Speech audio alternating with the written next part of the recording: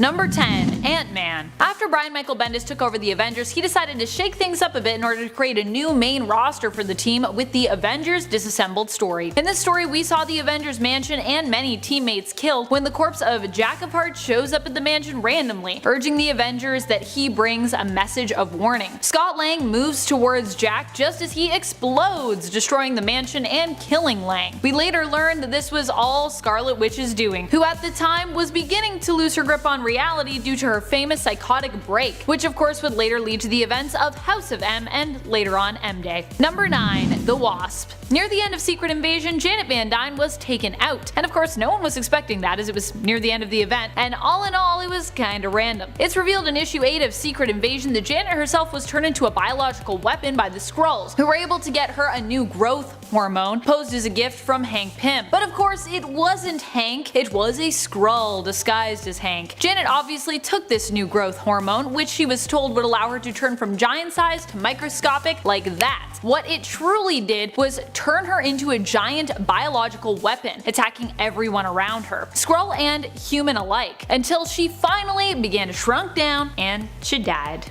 Number 8. Hellcat. A pretty crazy turn of events led to Patsy Walker's death in the 90s, when comics was pretty much nothing but a crazy turn of events. After seeing the darkness of her husband Damon Hellstrom's soul, or Hellstorm as he was known then, Patsy was driven insane. She became a shadow of her former self, rail thin and babbling non-stop about Damon at all hours. Meanwhile, in Hellstorm Prince of Lies issue 14, Damon seems to be off having a fine old time while this is going on. In the end, Patsy's desperation to be at peace brought a being known as Death Urge to her. This being was there to help Patsy pass, which apparently was what she wanted. He kills her pretty gruesomely by driving a spike through the back of her head. Yikes. And she has to go fight people in hell for a bit. That's how it goes. Number 7. War Machine. During the events of Civil War II, we all knew we were going to need a catalyst for the war, but I don't think anyone would have expected that it would be War Machine's death that would have got us there. During a conflict with Thanos that Ulysses the Inhuman predicted, Rhodey died. A single and brutally direct punch from Thanos was all it took. Even with his armor, War Machine didn't stand a chance. At this time, he was dating Captain Marvel, and Carol, believing his death could have been avoided, started to try and get people to listen to Ulysses' visions and react before their events could come about. Whereas Tony Stark cautioned against trusting the visions and suggested they simply react to events as they happened. This is what basically started the war, and while many were surprised and sad at Rhodey's death, fortunately he would later come back to life following Tony Stark's own resurrection from a comatose state following the conflict. Number 6. She-Hulk. Recently in Empire number 4, She-Hulk was revealed to have actually died back in Empire 1. In Empire issue number 1, Shulky is given a hammer by the alien plant race of the Kotati. The hammer is said in combination with Kotati meditation techniques to help She-Hulk channel her rage, restoring her brilliant mind to her. How nice, you might think. But we later learn that the Kotati are actually the bad guys in this situation, and it's later revealed during her off-panel adventure where she's supposedly given this hammer and taught techniques that she was actually killed by the Kotati so they could use her body as a weapon and as their own vessel. She transforms into a plant monster, and in a flashback we witness Jennifer Walters' fate as it's quickly summed up that yes, she died. What was so shocking about this death was that it was kinda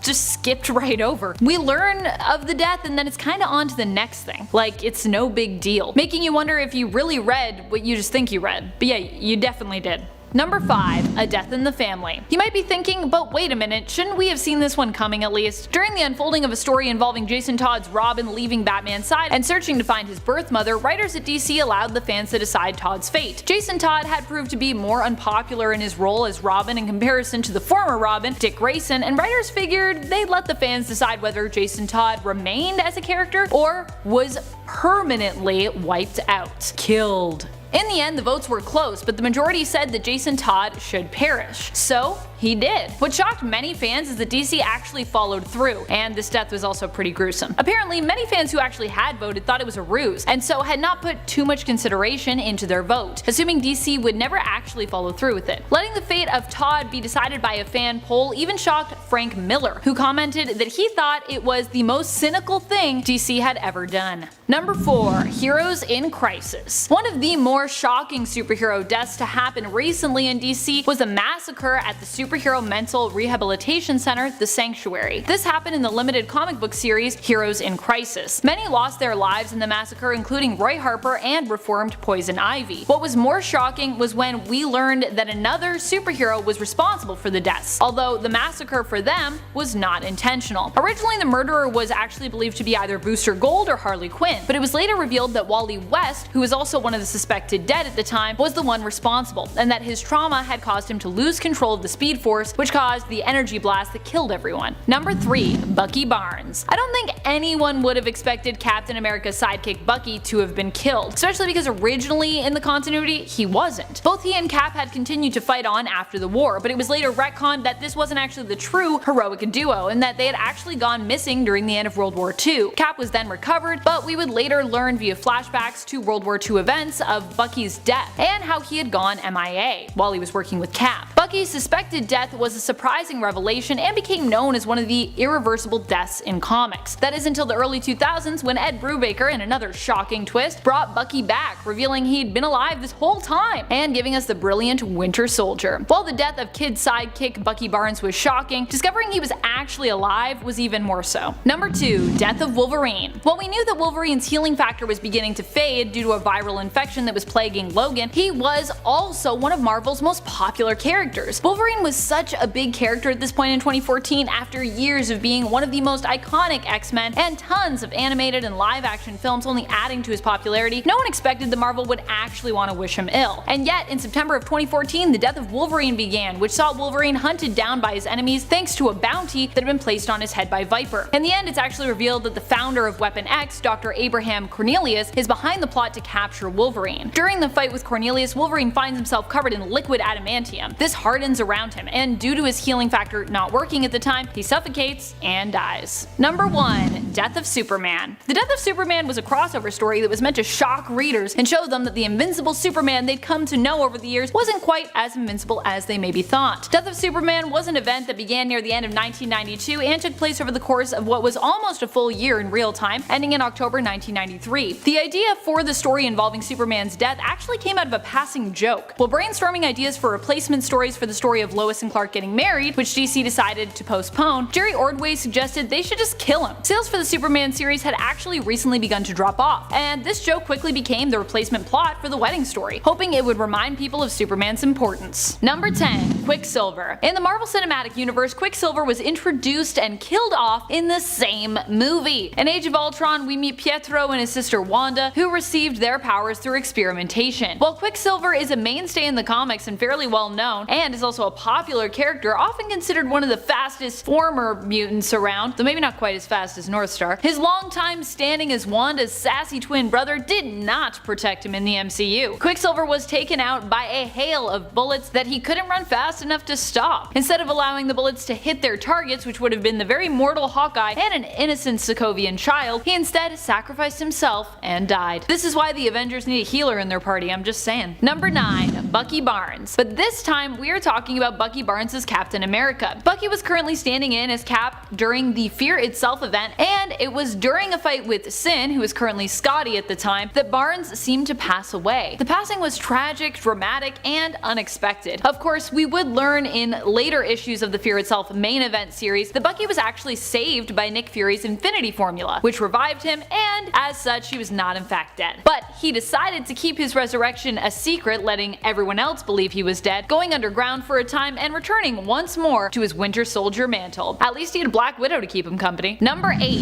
Hank Pym. While we all expected that Ultron would be the downfall of Hank, as the AI was likely one of his biggest mistakes and probably one of his biggest regrets, we were still caught off guard when we realized the Hank Pym we'd known had ceased to exist after merging with Ultron. Originally during the Rage of Ultron story, when these two merged, it was thought that Hank still existed within the being known as Ultron Pym's consciousness. This was also after he'd just returned. Hank had actually been believed dead in a previous event when facing the enemy known as the Beyonders, but it seemed Hank returned only to die again while facing Ultron, dying the moment he was forced to merge with his creation. What's even more surprising is he hasn't been seen since, and it's been like 5 years, so there's a good chance that this death could remain permanent. Number 7. Green Arrow. During the CW-verse Infinite Crisis event, Green Arrow died sooner than expected, shocking fans. Fans of the Arrowverse likely expected the death would be coming at them, as it had been foreshadowed previously, but what they didn't expect was that Oliver Queen, played by Stephen Amell, would die so soon into the event. He died within the first part of the event, shocking many. The fact that the death came as a surprise was just what the network wanted. Fans expected Oliver Queen to die, they reasoned, so why not catch them off guard with their timing? And so they did just that. I mean, it was also just shocking in general that they decided to kill off and end the show that started the CW/DC verse, the Arrowverse, which is still going on and is still often referred to as the Arrowverse, despite Arrow ending, but I guess they had a good 8-season run. Number 6. Batman. Usually when Batman dies, it's in a way that seems very non-final. He'll fall into a pit or go MIA and be presumed dead, or he'll get terribly injured, but manage to recover somehow. When you compare his standard deaths to the one that he suffered in Final Crisis, it's easy to understand why it appeared to be so shocking. In Final Crisis, he was basically mummified by Darkseid, who attacked Batman with his Omega beams after Batman managed to wound him. It was bad. Superman managed to recover Bruce's body, which basically just looked like a skeleton. This was Batman at his most dead. The most dead I feel like that we'd seen maybe ever, leaving people to wonder how Batman would even recover from this. Of course, sure as the sun rises in the east and sets in the west, he did return, though the explanation for him returning was so bad and strange, it was almost more shocking than his death. Number 5. Hulk. In Civil War II, Bruce Banner and the Hulk were put to rest for good. Bruce no longer wanted to be plagued by his Hulk form, and so took a few measures to make sure this would never happen again. After Amadeus Cho helped his friend Banner by taking away his burden and transferring all Bruce's gamma radiation into himself. To make sure that he never again transformed into the big green giant, Bruce had an arrowhead constructed made of gamma-enriched vibranium, basically making his own version of a silver bullet. He entrusted the arrowhead to his friend and teammate Clint Barton, aka Hawkeye. Although Banner had not turned green or had an episode in some time, when Inhuman Ulysses predicted that it would come to pass and would cause massive deaths, Hawkeye did not hesitate and swiftly executed Bruce before he had a chance to transform. Of course, it's probably them chasing him down and trying to catch him that made him transform in the first place, so that prediction, who knows. However, this was the end of the Incredible Hulk, but it would lead to the beginning of the Immortal Hulk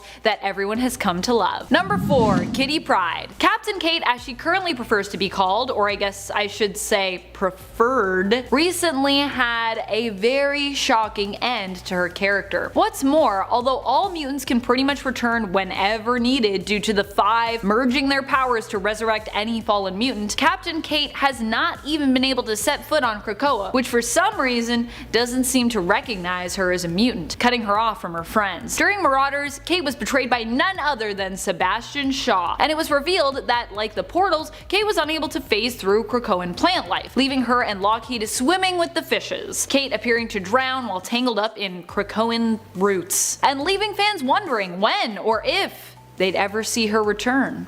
Number 3. Cable. In a surprising turn of events, Cable killed Cable during the miniseries Extermination. The death of older Cable came about when both he and young Cable disagreed on how best to avoid a catastrophic future event. Older Cable aimed to avoid the catastrophic future by showing the younger X-Men responsible the error of their ways, whereas younger Cable believed they just needed to be straight up eliminated to prevent the events from taking place. Young Cable believed his older self had become weak and soft, and so killed him. It was also pretty crazy that the issue in which old Cable died was also the issue in which young Cable first appeared, though we wouldn't actually even find out till the end of the issue that old Cable's murderer was actually his younger self, leaving many fans shocked that a younger Cable was appearing to take the place of the established, grizzled, and well-loved older version. People are still, I feel like, kind of shocked by it. Even today. Number 2. Black Widow. There was a point when I definitely saw this death running headlong at us, but I was hoping, like almost everyone, that there could be another way. Please, there's gotta be another way! Of course, there wasn't. In the MCU, Black Widow chose to sacrifice herself in order to recover the Soul Stone, which the Avengers needed to rebuild the Infinity Gauntlet, reverse the effects of the snap, and save basically 50% of the universe, including their other colleagues, friends, and fellow heroes who had perished. We knew something would have to be sacrificed to get that Soul Stone, because we saw that before. We knew it was coming, and yet it still didn't hurt or surprise us any less when it did. Especially considering that it seems like this is a permanent permadeath for Black Widow in the MCU, and that there will be likely no way of bringing her back. She died before she even got her own movie. That's pretty shocking. Number 1. Wasp. A lot of deaths in Ultimatum were shocking, mostly because they were so permanent, but also because a lot of them were pretty gruesome. We talked about another of Janet Van Dyne's death on part 1 of this list from the main continuity, but the one from the Ultimate line, more specifically Ultimatum, was one of her most shocking deaths ever because of how gruesome it was. Here, Janet dies and then is eaten by the Blob. And just FYI, it wasn't like she was small at the time and he like just accidentally swallowed her or something. This was gruesome. Like, I'm gonna eat you life-size type of thing. Like, I'm gonna literally, your guts, or you know what I mean. One of the reasons why Ultimates existed, of course, was to be the darker, more shocking alternate world to Marvel's usually more bright and optimistic main continuity, so I guess they succeeded there. Starting us off at number 10 is Batgirl. Now, this one has a bit of a heartwarming message at the end, but before we get there, one of the most famous stories in all of the DC universe is The Killing Joke, written by Alan Moore in 1988. In this story, Barbara Gordon as Batgirl squares off against the infamous Joker and shockingly gets shot in the pelvis. Luckily, this bullet didn't kill Batgirl, but it did unfortunately render her as a paraplegic and end her Batgirl career for the rest of her life. Now, even though it was a loss as Batgirl, it was a new beginning for Barbara Gordon as Oracle. Thanks to the writers Kim Yale and John Ostrander, instead of axing the character of Barbara Gordon, they went ahead and made her a new kind of superhero. A superhero who works from her desk constantly, helping the world's heroes through a worldwide communications network. So, once again, it's a loss as Batgirl, but a huge win for Barbara Gordon as Oracle and the rest of the DC universe. A true example that humans of all abilities can be superheroes. So, maybe it's not a loss after all, I just really wanted to share that inspiring bit of comic book history. But now, let's really get to the losses.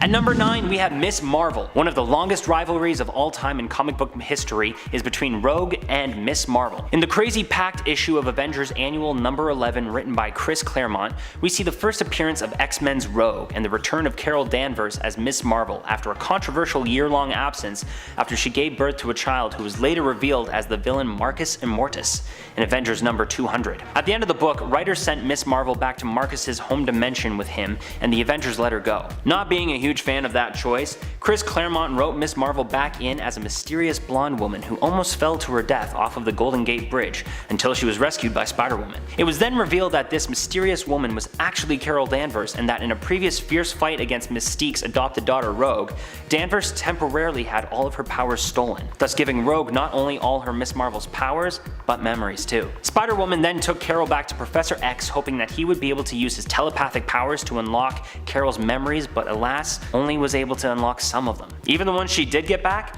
she lost the emotional connection to. Now that's a huge loss. At number 8, we have one of the many Green Lanterns, Guy Gardner. Back when Green Lantern Abin Sur crashed his ship off the coast of California, there was a 50-50 chance the ring would choose Hal Jordan or Guy Gardner. Hal just happened to be a bit closer to the crash site at the time. Eventually, Guy did get his ring though and kept most of his crime fighting on Earth, while Hal was off in the cosmos fighting otherworldly threats and all things like that. Guy was known to be a bit of a jerk though, and a bit of a hothead. Many people, because of his demeanor, often didn't think of Guy as a real Green Lantern. So after a while of getting teased and not willing to take any more of the pestering, Guy challenged Hal to an all-out battle in Gerard Jones's Guy Gardner Reborn number 1. What was the award? The winner would become the official Green Lantern of Sector 2814. Guy was the loser and had to give up his ring and say goodbye to the Green Lantern Corps, and even though he wouldn't admit it, this gutted him. The Green Lantern Corps gave Guy purpose and drive. Guy ultimately lost it all. That being said, a little bit later he was back in business after stealing the yellow ring off a dead Sinestro's finger and put his newfound powers right back to good use. He might have been a bit of a jerk, but he still sounds like a good guy to me. Get it? Coming in at number 7 and staying with the Green Lanterns, we have Hal Jordan. That's right. What's the old saying? Payback's a bad thing? Yeah, you know how the saying goes. Unfortunately for Guy, he didn't get his revenge, but rather Hal Jordan was overpowered by other Alpha Green Lanterns. During the final Crisis story arc, Hal Jordan is awoken to a group of Alpha Lanterns accusing him for the murder of Orion and believing that he is under possession of the evil god's Apocalypse. After the testimony of Alpha Lantern Kraken in the final Crisis number 5 written by Grant Morrison, Hal is convicted for the crime and stripped of his ring and Green Lantern status, leaving him just another mere mortal. But don't worry, he gets his powers back because of course he would. He's Hal freaking Jordan. Bringing us back to the Marvel Universe, at number 6 we have Quicksilver. In Brian Michael Bendis' 8-issue series titled House of M, Quicksilver is stripped of all of his mutant abilities, and funny enough, it's kind of by his own hand. The story begins by all of the mutants discussing the fate of Quicksilver's sister Wanda Maximoff because of her mental instability. Talks of destroying her are even brought up. But luckily for Wanda, Quicksilver wasn't about to have any of that. So, he took matters into his own hands. He immediately reported what was being talked about to Wanda, and then she used her reality warping powers to cause her entire reality to change. In this new reality, mutants reigned supreme, with Magneto being in charge. Slowly realizing that this was a fake reality, and arguments erupted between Magneto and son Quicksilver, with Quicksilver lashing out at Magneto, telling him that he had to do what he had to do to save his sister, because those he trusted most were wanting to kill her. Enraged by her father's choice to choose mutants over his children, Wanda uttered the 3 fateful words that brought an end to it all: no more mutants. Thus dropping the mutant population from thousands down to just 198. Quicksilver not being one of them. Ouch. I guess that's what you get for trying to help out your sister. Moral of the story, kids, don't help out your siblings. Just kidding, I know my brother and parents are watching. Hi guys. Coming in at our halfway point is the ever so cool and almost invincible Wonder Woman. Back in 1969, Denny O'Neil took an awkward spin on the Wonder Woman comics, thinking he was being a progressive feminist, but in reality was just stripping Wonder Woman of all of her powers and duties. Along with master artist and storyteller Mike Sikowski, O'Neil wrote a storyline with Wonder Woman giving up her powers, lasso, and wicked cool costume to be an independent working woman as an undercover spy of the highest caliber. Doesn't sound like a terrible idea.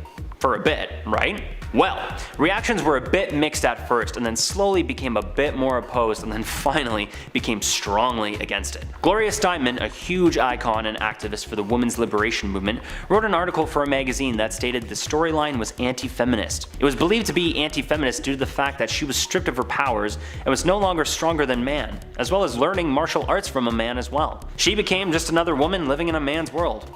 As well, she was still fighting man's battles. Since then, O'Neil has gone on record and profusely apologized, saying that he thought he was helping the women's movement, but agrees now that he was far from. No matter what, to me, taking away a superhero's powers, no matter how the hero identifies, seems like a bad idea. Imagine taking away Superman's powers and reading about the life and stories of Clark Kent for the next decade. Boring. At our number 4 spot, we have the luscious, Goldilocks, super buff god of thunder himself, Thor. Our Lord and Savior Stan Lee, with the help of Larry Lieber, brought us all Journey into Mystery number 83 in August of 1962. Thor was known as an arrogant brawler who at most times was not able to put his ego aside. So, Odin, father of Thor, decided to send Thor off to planet Earth. What gives? When I was younger, I was sent to my room and couldn't leave. This guy gets the entire planet? What's he complaining about? Well, not only was he sent to Earth, he was also stripped of all of his powers, as well as brainwashed to believe that he was actually Earthborn Donald Blake, a doctor from the United States. On a trip to Norway, Thor/Dr. Blake is attacked by aliens that started invading the area while he was on his trip.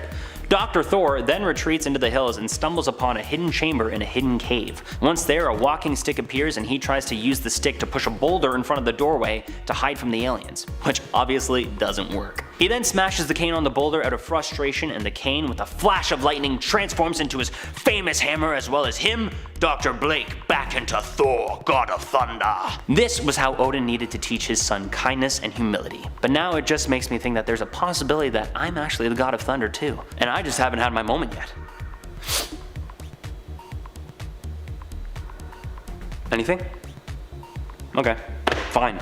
Maybe it's one of you. Coming in at number 3 spot, we have the captain himself, Captain America. In Rick Remender's Captain America Volume 7, number 21, entitled The Iron Nail Part 5, we find Captain America square off with the not as popular but super dangerous villain, Ran Shen, aka the Iron Nail. This issue begins with Commander Duggan authorizing a laser attack on the Gungnir helicarrier, built by S.H.I.E.L.D., from a S.H.I.E.L.D. satellite while S.H.I.E.L.D. personnel are still on board. As Captain America and foe the Iron Nail continue their battle in pursuit of Captain finding out how to deactivate the Gungnir, director Maria Hill tells him that he must destroy the core reactor. Cap continues and finally reaches the core with the Iron Nail right behind him. Just as the Gungnir destroys S.H.I.E.L.D. satellite, the Iron Nail stabs Cap with his tendrils and drains him of all of his super soldier serum serum, leaving Cap with no powers, as well as aging him back to his natural old man state. However, Cap does make one last final shield toss, destroying the reactor, and Sam Wilson comes to his rescue, defeating the Iron Nail and making an escape with the now elderly Steve Rogers. The good guys saved the day once again, but this time, Cap paid the ultimate price by losing everything that made him Captain America. Well, not everything. Because after all, you can take his super soldier serum, but you can never take his heroic heart, nor his heroic soul. You make us all proud, and I salute you, Captain America, even as a Canadian.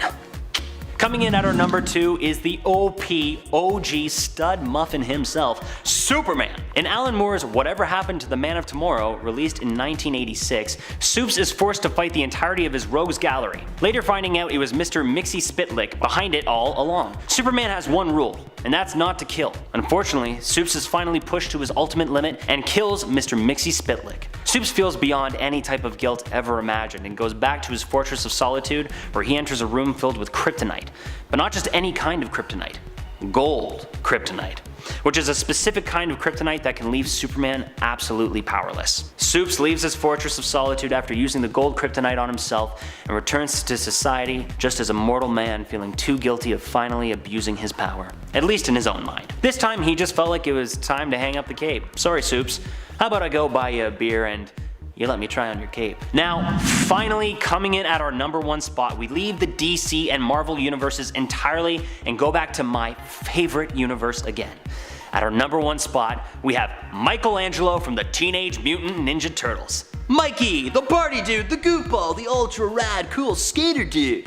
Well, not anymore. Released in October of just last year, IDW Publishing, along with the OGs Kevin Eastman, Peter Laird, and new guy Tom Waltz, was the Teenage Mutant Ninja Turtles: The Last Ronin. This series opens up on one turtle in particular wearing a black mask, bringing readers up to speed on how New York has changed in the last few decades. New York is now under the power of the Foot Clan, operated by Karai's son, Oroku Hiroto. Spoiler alert, but it is revealed in the end of this issue that Michelangelo is the last remaining turtle and is out to seek revenge on Hiroto for killing his brothers years ago. This story paints Mikey as a much older ninja who is not the goofy, party-going turtle he used to be. Later in the issue, after a failed attempt to take down the Oroku Hiroto, Mikey tries to commit the act of seppuku. There are currently 3 issues out of this storyline and 2 more set to release later this year, and I for one can't wait to read the rest of this one and see where it ends up. But one thing is for sure, our favorite shelled, cowabunga screaming turtle lost everything.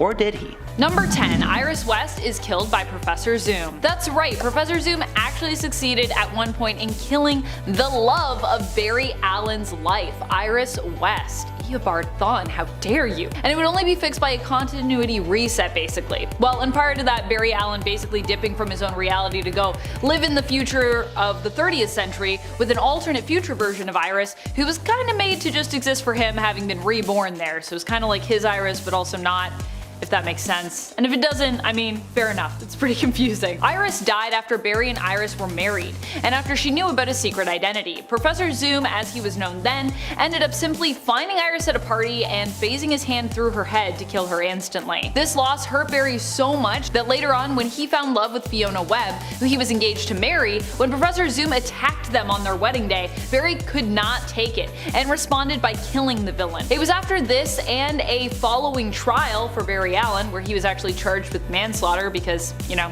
he killed Thawne, that Barry left the main reality to go be happy with the Iris of the 30th century. Although that would all get wiped away following the events of Crisis on Infinite Earths, but anyways, ain't that just how it goes when crises come a-knockin'. Number 9, Sisterhood of Mutants. In case you were wondering what was going on in the thumbnail from our previous top 10 times superheroes lost list, I'm here to answer that for you now. What's going on there is Lady Mastermind is in essence keeping Emma Frost trapped in kind of like an illusion, so Emma's like trapped in her own mind.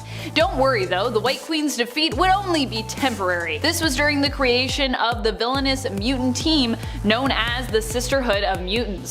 Yeah, you might know about the Brotherhood of Evil Mutants, but did you know there is a Sisterhood too? It was led by none other than the Goblin Queen herself, Madeline Pryor, who had a plan for how to deal with everyone as she invaded the X-Men's headquarters. Her plan for Emma was for Lady Mastermind to keep Frost trapped within her own mind by using illusions. This, by the way, is also at a time where Emma Frost is actually one of the good guys, not the bad guys, just to be clear. However, Emma would ultimately fight back against Lady Mastermind and find a way out of this when she surprised Mastermind with her her new secondary mutation, her diamond form, which makes her immune to any kind of psionic attack. Emma also kicked butt in her diamond form, landing blows that knocked Lady Mastermind into next week. Yeah, I would not want to be hit by a diamond form Emma Frost. That would hurt a lot. Diamonds are really painful, I'm sure, to be punched with. I mean, I assume a lot of things are, but diamonds especially. Number 8. Dark Avengers. Sometimes heroes lose, not when villains win against them, but just when villains win in general. That was in essence the case with what happened when it came to the creation of the Dark Avengers. The Dark Avengers were the team of Norman Osborn, who probably just called them, you know, Avengers. No dark implications from his side. That would be pretty suspicious if it's like, hey guys, look at my team, these are the Dark Avengers. Don't worry, they're totally great people and none of them are villains. Don't worry about it. Seems a little suspect. Their editorial name though was definitely the Dark Avengers from a reader's standpoint, so that's how we know them. This team of villains marketed as heroes came to be after Osborn was given the reins to create his own organization after the fall of S.H.I.E.L.D. Why Norman Osborn, formerly known as Major Villain Green Goblin? Because at the time, he was being celebrated as a hero after defeating Queen Baranki, leader of the Skrull secret invasion on live television broadcast. Norman created his own organization known as Hammer, which was an acronym that he just liked. It actually doesn't even stand for anything. He was just like, I like the name Hammer. Make that make sense, let's not worry about it. He also created his own evil Avengers team known as the Dark Avengers during a period referred to as Dark Reign. So if you want to go check it out, you can look up Dark Avengers, you can look up Dark Reign, you can read some cool stuff. Number 7. Death of Green Arrow. Ollie has died a few times, but one of the most iconic deaths of Green Arrow, I would say, comes from the late 80s to 90s series of Green Arrow. Here in issues number 100 to 101, while Oliver Queen was working to infiltrate a team of eco he finds himself tangled up in one of their plots, and is one of the few people who can basically stop a bomb from going off and destroying Metropolis. Well, he can stop it going off in Metropolis, I should say. He can't necessarily stop it from going off, unfortunately. He ends up getting his arm stuck in the detonation chamber and is unable to remove it without the bomb going off. Superman shows up and somehow this ends up being a problem even Superman can't solve. Superman! In the end, Green Arrow chooses to sacrifice himself to protect the people of Metropolis rather than still save the people of Metropolis, but instead just lose his arm instead of, you know, losing his whole life. I mean, okay. I personally just think DC really wanted to kill Oliver Queen for some reason at this point, because I think Superman had some plans prior to Ollie making the bomb go boom that could have, you know, maybe worked. Bomb 1, Queen 0, I guess. Number 6. Death of Thor. You could say the death of Thor is basically inevitable. When it comes to the world of the Norse gods of Asgard, many of their demises are ruled by prophetic fate. Thor is no exception. We learn this in his fight against his uncle, Kull Borson, the Serpent, in Fear Itself. During the Fear Itself event, Kull Borson escapes from his prison and rises again. The condemned and long imprisoned brother of Odin once more rises to power by feeding on the fear of the people of Earth, naming his own champions who are each gifted a hammer. Thor in turn is destined to battle his uncle and in so doing unfortunately die. Despite Odin's protests at his son attempting to save Midgard, Thor does do battle with the Serpent, saving Midgard, aka Earth, but at the cost of his own life. That is, of course, until he's next resurrected, as so often happens with our favorite heroes in comics. Sometimes you just gotta defeat a Demogorge and then you're back to life. You know how it goes. Man, comics. Number 5. DC vs. Vampires. DC vs. Vampires is another monster mashup of an alternate reality where the heroes of that world are overrun by monsters. In this case, the monsters being, you guessed it, vampires. The loses start, of course, with the very first issue, as the premise for this tale is set up. Okay. Premise. Mary Queen of Blood has been killed, and despite being a villain, she was the only one holding back vampires from all-out war. Andrew Bennett, aka I Vampire, attempts to hunt her killers down in order to find out what is going on and why, and discovers a plot of vampire kind to take over Earth, not just starting a war, but almost completely eradicating the human race, at least eradicating their powers. The plan involves taking over the planet, subjugating the human population, and keeping them around only to treat them basically like cattle. Andrew ends up getting proof, a vial of one survivor's blood, Lex Luthor, which also seems to be weaponized against vampires. He also then decides to head out to the Justice League to warn them, but in the end he is defeated by an already turned Hal Jordan. Hal's evil again, oh gosh, who would have guessed? And that's just the beginning of the story, so it gets a lot more vampires taking over the world, if you like that jam. I personally like that jam. I'm like, yeah, put me in that jam. I like when vampires take over the world. Let's go. Number 4, Purple Man for President. Purple Man's presidency takes place in an alternate reality of Earth 460, and it's actually his rise to power that also creates another alternate universe, a very famous one, in fact, you could say. The reality of Earth 311, aka the 1602 reality. This is because Purple Man initially is imprisoning and killing all heroes alive who still oppose him. But with Captain America, Kilgrave sees a greater threat there. If he kills Cap, Cap will basically become a martyr to the people. So instead, Purple Man simply removes Cap completely from the playing board, but not in such a way that the populace can't rally around, Cap's defeat or death. Kilgrave sends Rogers back to the year 1599, and thereby accidentally creates a superhero reality set in the past, that of 1602. Number 3, Death Metal. During Death Metal, our heroes lost hardcore. That is before they won, but still, they lost at one point. They are lucky they were permitted to stick around, as that is the only way they were able to come back from such a dark place. Pun intended. Because it's Dark Knights, Death Metal. Get it? I'll just see myself out. During Death Metal, the trinity of Superman, Wonder Woman, and of course Batman ended up going against a Batman Who Laughs and his cohort Persephone. In the end, the first time around anyways, they lost and the world became reshaped temporarily in a darker image. The trinity were split up, with Wonder Woman reluctantly agreeing to join Batman Who Laughs. She didn't really have much of a choice. That's how she actually got her Chainsaw of Truth though, which I love that Chainsaw of Truth, it's so cool. And that's also how, in the end, the trinity was able to survive until a point that they could each get free and then basically rejoin back up with one another. Ultimately, Wonder Woman would sacrifice herself to save the multiverse, banishing the dark multiverse and restarting everything, setting it right again after getting a glimpse into the potential future, which we would know as Future State. But before that happened, it seemed as though the core JLA members would be trapped and defeated forever. It was a pretty hopeless time for a little bit there. Number 2, Time Runs Out. In some cases, antagonists aren't so much people aiming to defeat heroes, but are instead simply seeming natural occurring disasters which cannot be stopped. Sometimes that's the villain of the story. No matter how hard our heroes try, they just can't beat it. That is essentially how Time Runs Out ends, with Iron Man and Captain America being crushed by the unavoidable doom that is the incursions.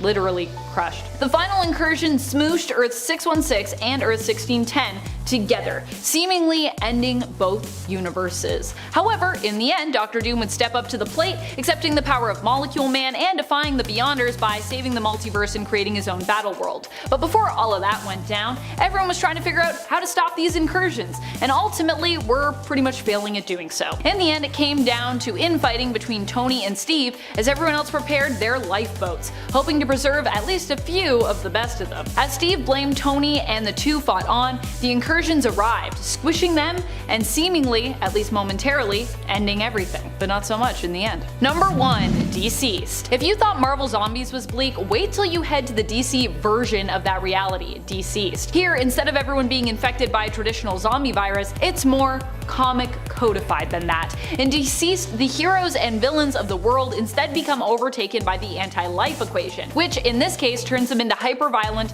seemingly mindless beings driven only by rage. Basically, different versions of zombies. Poor Cyborg even ends up kind of as patient zero in this, spreading said virus to the rest of the population and infecting many beloved heroes the world over. At number 10, we have the time when Thanos turns Nova into literal Lego pieces. After Thanos faces off against a large group of heroes and starts picking them off one by one, it's finally the last straw for Nova, who tries to intervene and put a stop to Thanos' mayhem. Nova, being a younger superhero, he's bold enough to take a stab at Thanos himself. And don't get it twisted, Nova is actually quite a powerhouse, so readers might have expected him to at least make some kind of a dent on the Titan, but no, Thanos effortlessly stops Nova in his tracks and turns him into Lego pieces. And this is intentional, something that Thanos does to humiliate Nova. As he does what he does, he mutters, "Like a child's toy blocks," mocking Nova's age and lack of experience. Brutal.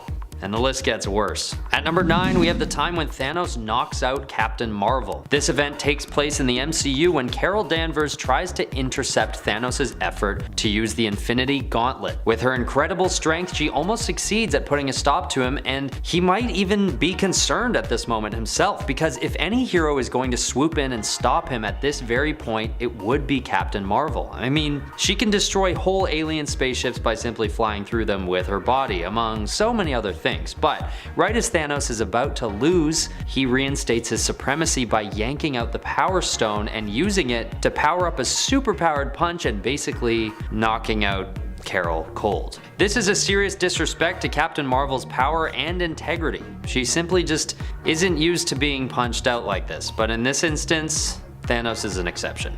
Okay, at number 8 is when Thanos totally embarrasses Atri by encasing his hands in metal. Unfortunately, what he does here goes quite beyond embarrassment and into tragedy as he murders all of Nidavelir's people. Except for Atri, of course. Now I know Atri isn't a superhero, but it still is a kick in the shins to Thor and the rest of the team quite directly actually.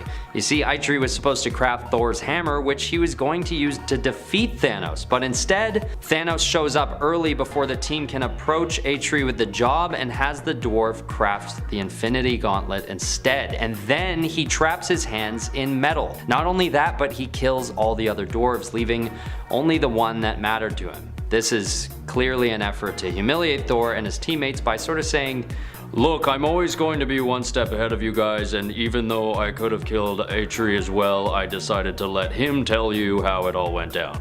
Oh, and by the way, he's useless to you now as well because his hands are in metal."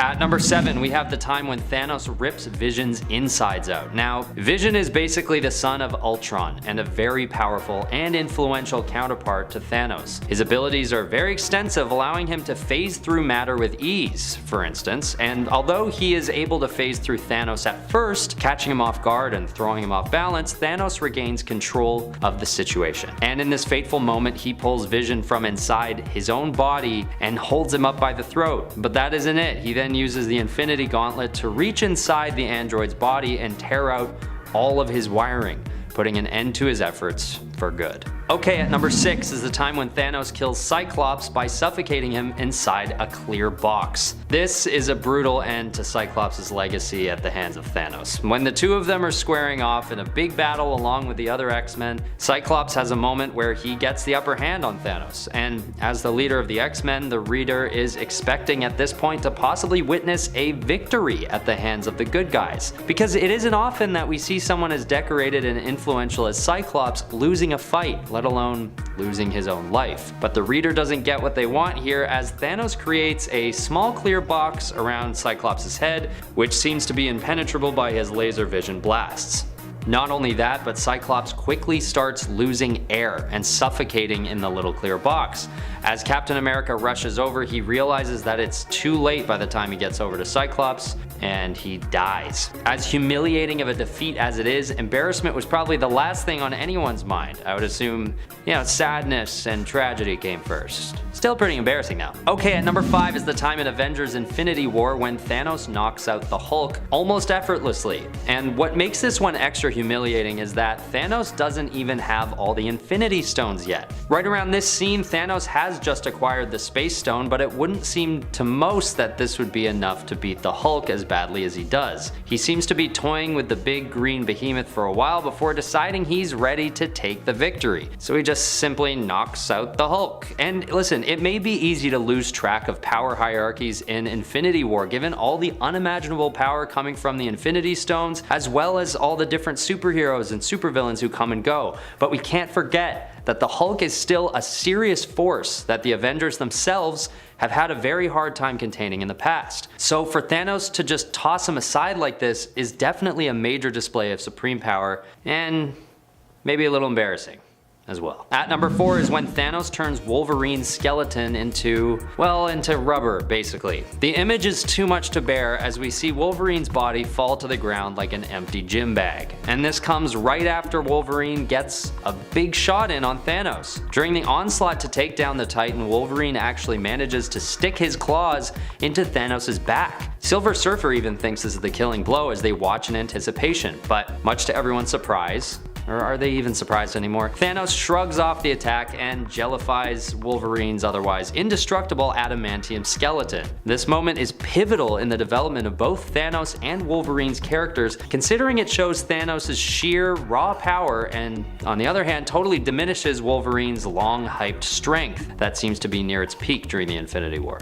I mean, who hasn't thought about how strong adamantium is and how much it'd take for somebody to get the upper hand on Wolverine? And then just to see him lying on the ground like that, still conscious but totally useless, it's too much. Next slide. At number 3 is when Thanos totally thwarts Quasar's attacks and turns him into ash with little to no effort. So in this same battle during the Infinity War, which makes up most of this list it seems, Quasar takes a shot at Thanos himself. When things are looking grim for the Allies, Quasar is called upon by Adam Warlock to support in the fight against Thanos. And Quasar comes at him with all the confidence and bravado that he's usually known for. And for good reason too, because after all, he is the one carrying the quantum bands, which have basically immeasurable power. So in this final chance to avenge Spider-Man, Thor, and Wolverine, among so many others, Quasar appears to be the one who can pull out a heroic win for the good guys. But once again, our hopes are all dashed as Thanos just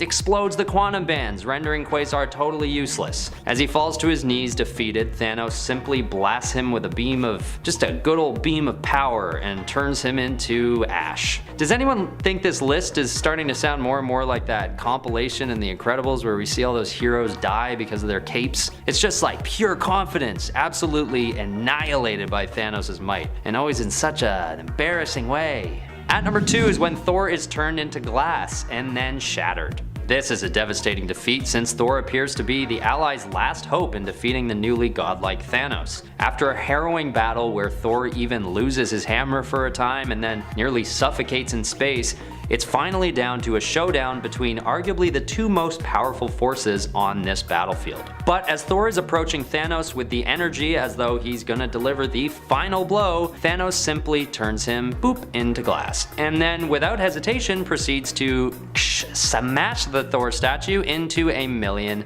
pieces. This obviously takes the God of Thunder out of the fight and basically out of reality. Such a build-up suggests a much more intricate and balanced face-off would occur, but even after all the preparation and anticipation, Thanos still proves that he's no one to be messed with, even by the God of Thunder. Pretty embarrassing if you ask me. You know, you gotta feel for the guy, or the millions of little pieces of the guy that's left. At number 1 is the time when Thanos breaks Captain America's neck with a backhanded slap to the face. This is by far one of the most humiliating defeats on the list, both because of the status and build-up of Captain America's character, and also the fact that it's basically just a slap that takes Cap out of commission. During what appears to be a final epic confrontation between Captain America and Thanos, Cap is throwing some epic monologues at the godly purple alien like, "As long as one man stands against you, you will never claim victory." But as this is going down, Thanos almost entirely misses the fact that Silver Surfer is flying towards him with the intention of snatching the Infinity Gauntlet off of his hand. And he almost does too. But Thanos, of course, becomes aware of it at the last moment, and in his rage and possibly in a state of his own little bit of embarrassment, he turns and smacks Captain America in the face with a backhanded slap, breaking the hero's neck and killing him. It seems like a theme in these final encounters after Thanos retrieves all the Infinity Stones that he almost gets beaten, but then totally snaps back and shows the heroes who's boss. Snaps back. Get it? Snaps?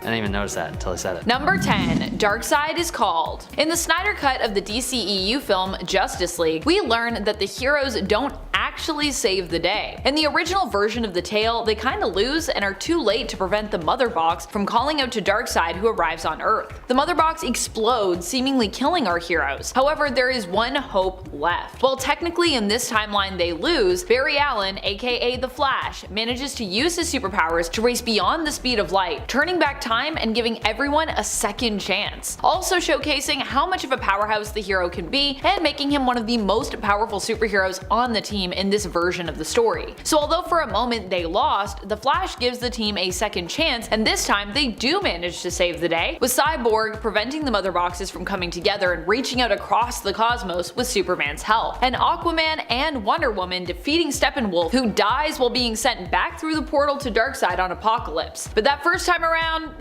they all likely died. Number 9. Captain Britain vs. Iska. The Ten of Swords tournament, or the Otherworld tournament, was not what many expected, especially when it came to how poorly our friends over on Krakoa did. I mean, after all, they were supposed to be the heroes in this event, as they faced off against their villainous mutant brethren of Arakko, who were also under the influence of the TMNT demons led by Annihilation. And it all started with Krakoa's ability to lose hard on that very first battle in this story. I don't know about you, but I was pretty shook after reading that first fight when I was reading this as it was all coming out. The fight went down between Captain Britain, Betsy Braddock, representing Krakoa, and Iska the Unbeaten, a champion of Arakko. The fight lasted 4 pages, and Betsy was swiftly and easily defeated by Iska, with both her sword and herself being shattered into pieces. Number 8. A League of One. Superheroes don't always lose to supervillains in the comics. In the case of the JLA story A League of One, this time around the League is actually defeated by one of their own, Wonder Woman. However, Wonder Woman doesn't do this to actually cause them harm or kill them, but simply to get them out of the way. This is because the League is facing a dragon, and there's basically a prophecy surrounding that fight that it will cost the band of heroes their lives. Wonder Woman not only manages to defeat the League, even disposing of Superman, who she weakens and then sends on a mission to save the others who she's left in danger, but also does manage to sidestep her doomed fate.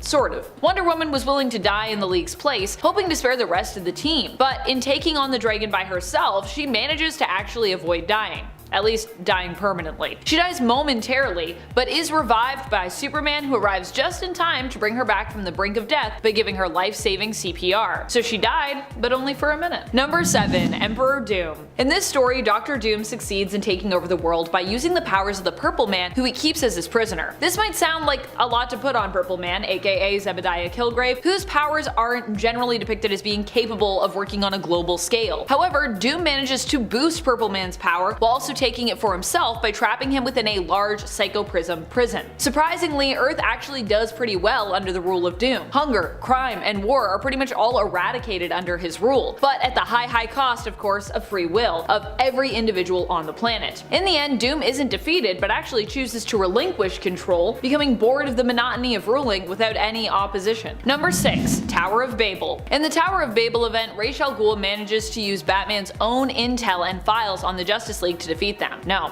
Really. Batman, being the prepared and paranoid man that he is, basically is revealed to have kept files on each member of the Justice League, noting their weaknesses and also containing contingency plans for how to best defeat them should they ever turn to the side of evil. Ra's gains access to Batman's systems and is able to retrieve these detailed files and plans via his daughter Talia. He uses this information to take on and defeat all members of the Justice League, even managing to seemingly distract Batman by robbing the graves of his parents. In the end, the Justice League recover and win the day, but they are none too pleased with Batman, whose secret intel in essence almost single-handedly allowed Al Ghul to destroy the whole team. Number 5. Days of Future Past. In the Days of Future Past reality, Sentinels rule over North America. Here, many mutants are eliminated with only a few managing to survive, but still with many of them being kept in camps where they are worked until they die and are branded with an M tattoo on their face, so they will forever be recognized as a lowly mutant, unable to escape prosecution. Even many superheroes have been killed in this reality of Earth 811 because they attempted to protect mutants and put a stop on the Sentinels' reign, which also made them targets. One of the main reasons why the Sentinels are successful in taking over in this story is because of the deaths of Senator Robert Kelly, Professor Charles Xavier, and Moira McTaggart, who were all killed by the Brotherhood of Evil Mutants. Number 4. Death of the Justice League. The Death of the Justice League has kicked off as of issue 75 of the current Justice League series, which started back in 2018, and wow, it is rough. What happens to the Justice League? Well, they face off against Pariah, who himself is from one of the first worlds to be targeted during the events of Crisis on Infinite Earths. He was cursed with basically watching all these worlds die again and again, unable to stop it, despite being one of the first people to warn everyone that Crisis on Infinite Earths was coming. Now, with the multiverse reset following the events of Death Metal, Pariah claims that he sees the signs of the crisis happening again. Desperate to prevent prevent this, his plan is to wipe the slate clean when it comes to the heroes, so that the possible new anti-Monitor who will come into existence will have no reason to continue with the crisis. Seems like some flawed logic to me, but this man has also seen some, so I understand his desperation to do whatever he thinks will work when it comes to avoiding another crisis. Number 3. Age of Apocalypse. While the Age of Apocalypse does eventually end, this reality is based on the whole idea of what the world would be like if the big bad villain won, and by big bad villain, we of course mean Apocalypse this time around.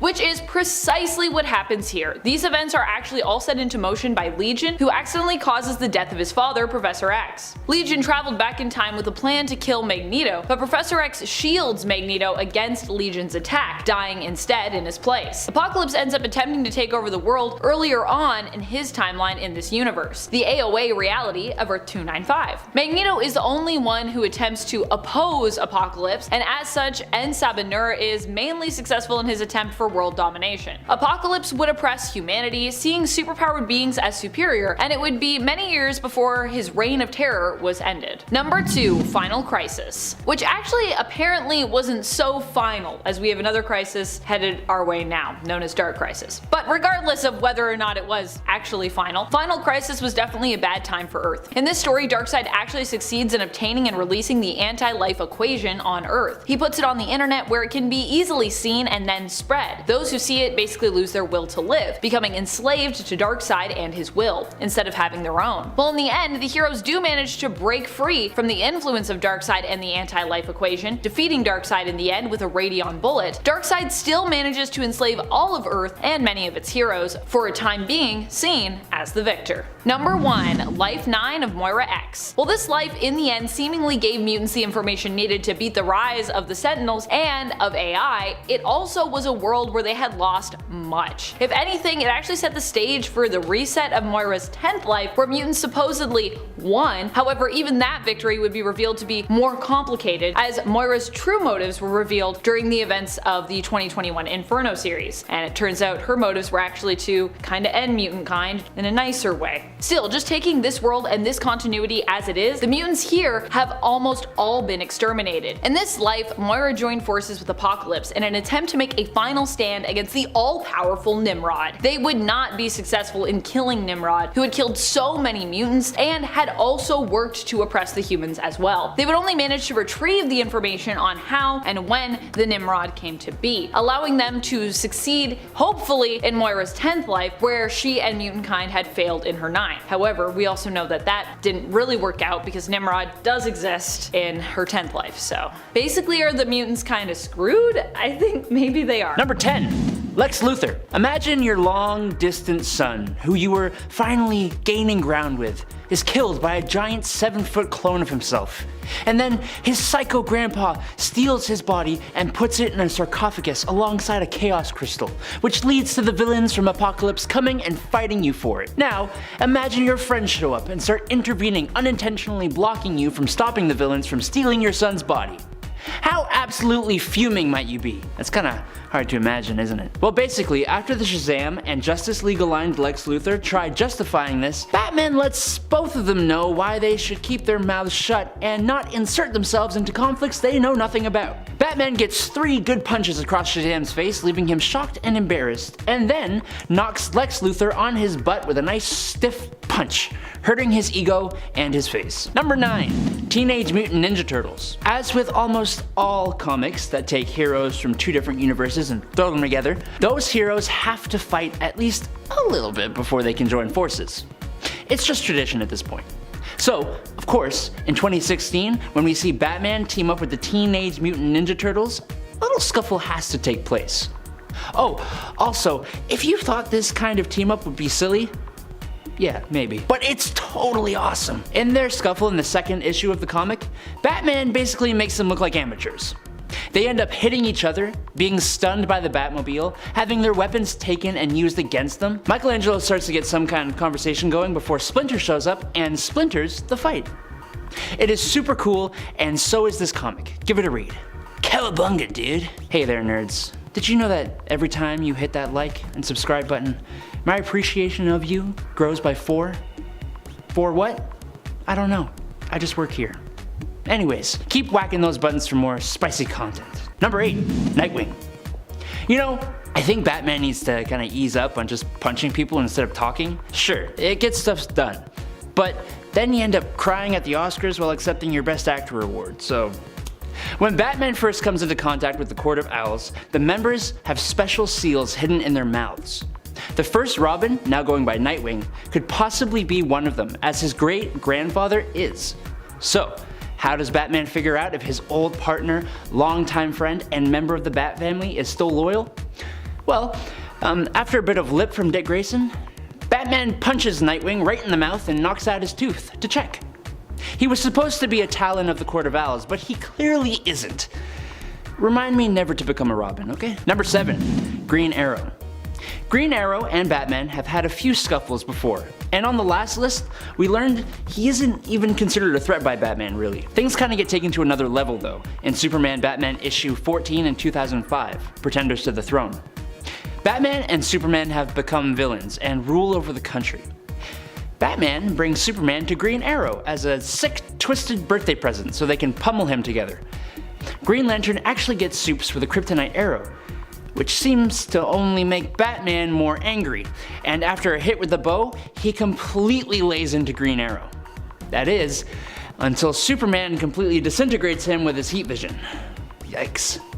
You know, maybe this is more sadistic than embarrassing. Number 6, Spawn. In 1994, Spawn was a powerhouse of money making. Now take that character and stick him in a comic with arguably one of the most popular characters ever, Batman, and you've got an instant success. While it may have been over the top ridiculously violent, it's still an awesome comic.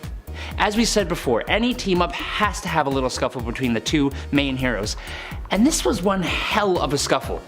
It was brutal and violent. While it may have ended in a draw, during the fight, Batman actually ended up stabbing Spawn in the face with a batarang. The scar from this attack made its way into mainline Spawn comics, while Batman walked away without as much as a scratch. Fight Batman, and he'll give you a scar even your fans have to remember. Number 5, the Justice League. In Justice League Doom, the animated movie, Batman is being scolded by the other members of the Justice League for having contingencies to immobilize each member of the League. They are deciding if they should make him leave the Justice League for this. Batman just kinda helps them decide. If you people can't see the potential danger of an out-of-control Justice League, I don't need to wait for a vote. I don't belong here. And he just walks out of there. Superman goes to him and asks what his contingency for Batman himself was, and he says, the Justice League. As someone on Reddit said, Batman is 100% right in this fight. Batman quit on his own terms, Batman built the Justice League's watchtower and has a deep understanding of how it works, and Batman left the watchtower to them, despite having designed, funded, and built it. Number 4, The Flash. The Justice League animated TV show in 2001. After the somewhat newly formed Justice League become fugitives, running and hiding from the Thanagarian troops, they take shelter in a department store. They come up with the solution of trading in their superhero costumes for regular street clothes to disguise themselves. This is when Flash pipes up, trying to voice his opinion about the whole secret identity thing. Batman cuts him off, walking right up to him, pointing at each member who has a secret identity, and straight up just saying their real names. Clark Kent, Wally West, Bruce Wayne. Yeah, shut up, Flash! Number 3, Aquaman. Okay, look, Aquaman does have some serious power, and in recent years, he's gotten a hell of a lot better. Partially thanks to Jason Momoa. But this story, well, it really doesn't make him look good. In Legends of the DC Universe number 27, the Joker goes to Atlantis and convinces everyone there, including Aquaman, that he is the king of the land. Aquaman even admits he's heard of Joker before from Batman, but that he just doesn't pay attention. Aquaman goes to the surface where he suddenly has trouble walking, can't figure out how to contact Batman, and he gets pepper sprayed. Then, Batman shows up and says no to helping Aquaman, so Aquaman attacks him. This gives us a full 3-page spread of Batman completely beating the gills off of Aquaman. Which is even more embarrassing when you realize Aquaman has actual powers. Number 2, Martian Manhunter. Okay, this is a short little moment, but it shows us a side to Bruce Wayne I don't think any of us knew existed. In JLA issue number 27 in 1999, there is a single page. Bruce Wayne is meeting with Clark Kent and a mystery woman who Clark introduces as Hino Ray, and she greets Bruce. In the very next panel, we find out that this woman is actually John Johns, the Martian Manhunter, in disguise. How? Well, Batman says that while the accent was flawless, the name was a dead giveaway. Now this may fly right over your head, it did for me at first, but Ray Hino is the name of Sailor Mars from Sailor Moon. That means that Batman, Bruce Wayne, billionaire and mass detective vigilante who has mortally wounded characters like Darkseid and beats criminals to a pulp with his bare hands, watches Sailor Moon. So does Martian Manhunter for that fact. Is it embarrassing? Up to you. But what? Number 1. Judge Dredd. In the Batman vs. Judge Dredd comic that ended up putting Batman in the world of 2000 AD's most famous character, Judge Dredd, Batman is arrested and taken to the Hall of Justice for being a vigilante and carrying around all the tech and weaponry that Batman does. Judge Dredd refuses to ally with Bruce to fight Judge Death, who is going to Gotham and will kill everyone there and on that Earth, saying that 1. He is going to put Bruce away for 20 years for his crimes, and 2. That Gotham is out of their jurisdiction. Bruce loses it and busts out of his bonds and starts to wail on the judge. A judge? That's 10 years in prison. Make it 20, Bruce yells as he kicks Dredd in the face. Number 10. Peter Parker. Hey, we didn't say which Spider-Man was doing the embarrassing here. Peter Parker and Miles Morales met for the first time when Peter was teleported to Miles' universe. Now, I don't know why Peter's first decision was to attack Mr. Morales. He's had clones of himself before and he's also been to other alternate universes, but hey, that's what he did. And it was 110% a mistake. As fans of Miles know, he is extremely capable. And he also has a unique Spider-Man power set. He used his Venom sting to paralyze Peter while jumping over him. He then went invisible and got Peter with a sneak attack kick to the face. It doesn't stop there though. After Peter demasked Miles, he got a nice electric shock that knocked him out cold. For an 11-year-old kid, Miles gave the experienced Peter Parker quite the beating. Number 9. Winter Soldier and Falcon. For a young lad, Peter Parker seems to overpower a lot of people. In his introduction to the Marvel Cinematic Universe, Peter just shows us and 2 of Captain America's best pals that he ain't someone to mess with. During their fight, he overpowered the super soldier, even using his metal arms against him, disables and webs up Falcon, and redirects a huge chunk of metal flung at him by the Winter Soldier, all while quipping in the best ways possible. It was honestly so awesome to see when it first happened. He leaves them laying on the ground exhausted and webbed up. Not only an embarrassment for the 2 veteran soldiers and heroes, but a really fitting and hilarious introduction for the character to the MCU. Number 8. Luke Cage. A lot of the time, when a new hero is introduced into a comic book world, a fight between the misunderstood hero and another has to take place. That is exactly what happened when Luke Cage came on the scene. Luke Cage, the hero for hire, showed up in the Amazing Spider-Man number 123, hired by J. Jonah Jameson to capture Spider-Man for the death of Norman Osborn. Luke Cage ain't a guy you should underestimate by any means. Super strength and stamina, bulletproof skin, and a healing factor. But it's Spider-Man. Luke tackles Spider-Man off a roof and gets a few punches in. But Spider-Man kicked him off of another roof, teased him about basically being a mercenary, slammed him through a brick wall, got several fists to the face in, used Luke's own weight against him, and punched him through a skylight. They come to blows later on in the comic with pretty much the same outcome, causing Luke Cage to quit this one particular job. Number 7. The Hulk. In terms of raw power, Spider-Man stands absolutely no chance against the Hulk. I think his spider sense may give him some kind of advantage, but there is no way he is lasting long in that fight. Unless he gets a power boost in the form of, I don't know, the power cosmic. Oh, that's exactly what happened in the Amazing Spider-Man issue number 328. The Grey Hulk, who yes is a bit weaker and logical compared to his Savage counterpart, is hired by Sebastian Shaw to target Spider-Man. Money's always a good motivator. Unfortunately for Hulk, Spider-Man has been going to the cosmic gym and hitting the cosmic weights. He lands some pretty heavy blows on the Grey Goliath and even blinds him with a new I-beam power. When some kids are put in danger though, Spider-Man ends the conflict quick by punching the Hulk into orbit and then saving him before he suffocates, standing all confident with his hands on his hips and like that. Number 6. The Fantastic Four. In the very first issue of his self-titled magazine, Spider-Man is putting other heroes to shame. Spider-Man infiltrates the Baxter building, where he is encased in a plexiglass cage that he very very easily opens the door to. He takes a single punch from the thing before he throws him into Johnny Storm. When Reed tries to catch Peter, he totally just dodges it and webs up Mr. Fantastic's hands. He uses his spider sense to detect Sue Storm while she's invisible and spins her around really fast with her lasso. But then, Johnny Storm gets him in a circle of flame. He says, and I quote, "Well, I'll just jump over that clown's little trap." It's honestly a pretty impressive display, and it happened in no less than 1.5 pages. The fight ends when Spider-Man lets him know that he's here to join up, and with that little fight was just a display of what he can do. Yeah, that little display would probably do better than a resume. Number 5. Iron Man. In the Civil War storyline, we know that Spider-Man initially is on the side of Tony Stark's Iron Man, but after he sees the lengths that Tony is willing to go to, he has a bit of a change of heart. Obviously, this leads to a scuffle between the two. At this time, Tony had given Peter the Iron Spider suit. What he didn't tell Peter is that he built in an emergency override that would shut down the suit and essentially shut down Peter with the simple phrase Omega Omega Epsilon 9. It's only a bit of a jerk move. You took Peter under your wing, but you're going to plant a failsafe against him? It kinda makes it look like you know you're guilty. But then again, he is a genius, he is a member of the Illuminati, and he is not the kind of guy to take risks. But how is this embarrassing for Tony? Well, I'm glad you asked, my little nerds.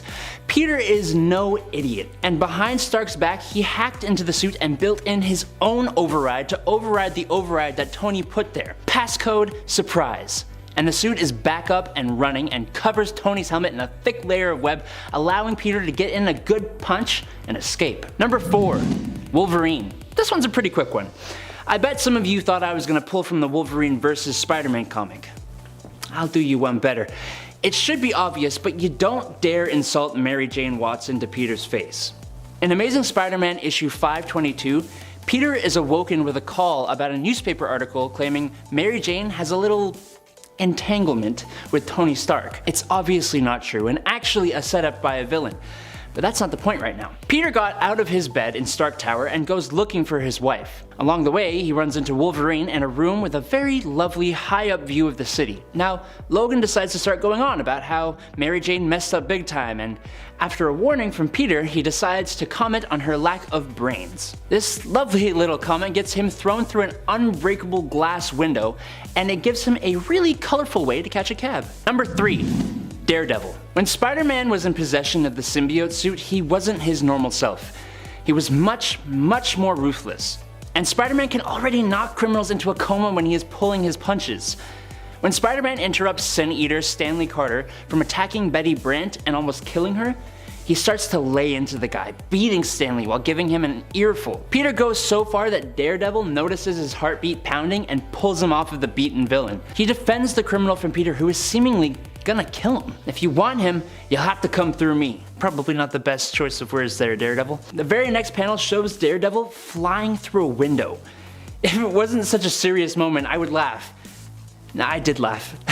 Is that wrong? I can't help it, I'm sorry. Number 2. The X-Men. It seems that Spider-Man really shows his skill when he comes into contact with teams of heroes. First the Fantastic Four, and in the 4th issue of Secret Wars, the X-Men. As if dealing with multiple superpowered beings was his speciality or something. I think the best part about these altercations is the way he just keeps talking while he's embarrassing them. After Xavier senses Spider-Man listening in on their conversation, Spider-Man attacks the X-Men a little prematurely, I'll admit. He dodges Wolverine, webs Colossus' face, dangles Rogue from a rod, webs up Nightcrawler faster than he can say BAMF, and swats Wolverine away with a single swing and escapes. It's just so crazy to me how he knows that he easily outclasses almost every one of the X-Men. Or if not, he knows exactly how to subdue them. Number 1. Superboy. If we're doing a video about characters embarrassing other heroes, there is almost always going to be one point that has to do with the DC and Marvel crossover event. Just like the first point, this isn't actually Peter Parker though, but it's a clone of him, so that's basically the same thing. When the DC Marvel crossover happened, Ben Reilly had taken up the Spider-Man mantle. And it was him that fought Superboy on a rooftop. To get things going, Spider-Man hits the Superboy with a webbing right to his very stylish sunglasses. Superboy, just trying to get a hit on our Spider friend, busts a hole into a water tower, drenching the entire battlefield. Spider-Man wouldn't stand too long in a one-on-one slugging match with this guy. but that's not his specialty anyways. Just as Superboy is about to land a flying blow into Spidey, he jumps out of the way, firing webbing all over the guy and leaving the soaking wet Superboy to fly straight into an electrical box, taking him right out of the fight.